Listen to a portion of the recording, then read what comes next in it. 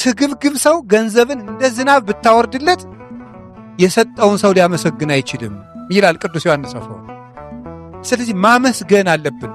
ጠብታ እንኳን በሕይወታችን ውስጥ የጣሉልንን ሰዎች ማመስገን አለብን። በሕይወታችን ውስጥ መርሳት የለብን።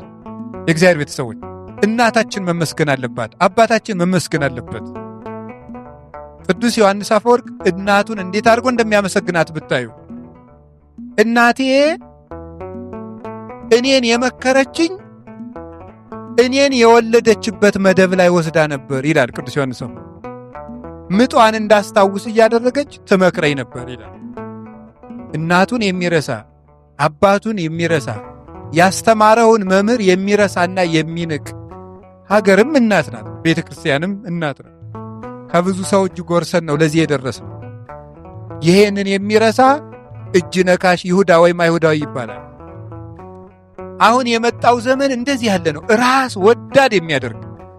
አሁን የመጣው ራስ ወዳድ፣ እናት አባቴ ለራሳቸው ተጋቡ፣ ለራሳቸው ሲሉ ወለዱኝ እንጂ እኔ ምን አገባኝ የሚል፣ እኔ ተጋቡልኝ ብያቸዋለሁ የሚል መጥቷል። አንዳንድ እጆች አይዞህ ብለው ደግፈውናል። አንዳንድ እጆች ደግሞ ተሸክመው አውጥተውናል። አንዳንድ እጆችም አጨብጭበው አስቀምጠውናል።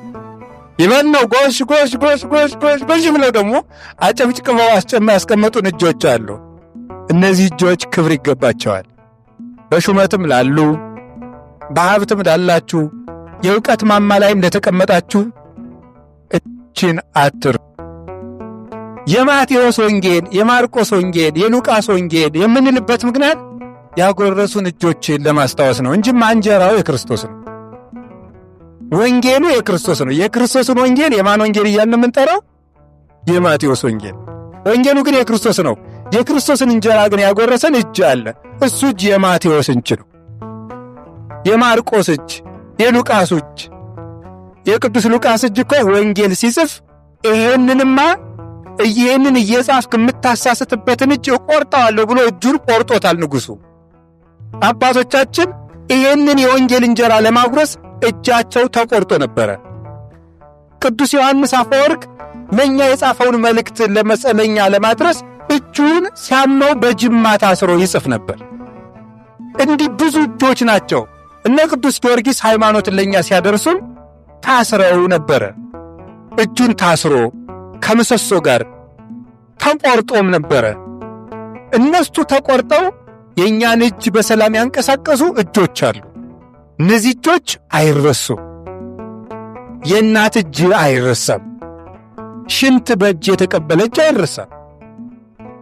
እንዴት ብሎ ይረሳል? ጾም አድሮ ፈትፍቶ ያጎረሰ እጅ አይረሳም። እንዴት ብሎ ይረሳል? እና የእግዚአብሔር ቤተሰቦች እንደዚህ ልላችሁ አልተነሳውም። ቅድም ስነሳ ግን ብዬ ነበር እግዚአብሔር በመካከላችን አድሮ እንዲያስተምረን ምን ብዬ ነበር? ፈቃዱ ይሁን። እግዚአብሔር ያስተምራል። እግዚአብሔር በሚያውቀው እንደዚህ ብዬ ስለእጅ ላወራ አልተነሳውም። እግዚአብሔር ያስተምራል ቢባለው ለዚህ ነው። በዚያው ሰው ወይኔ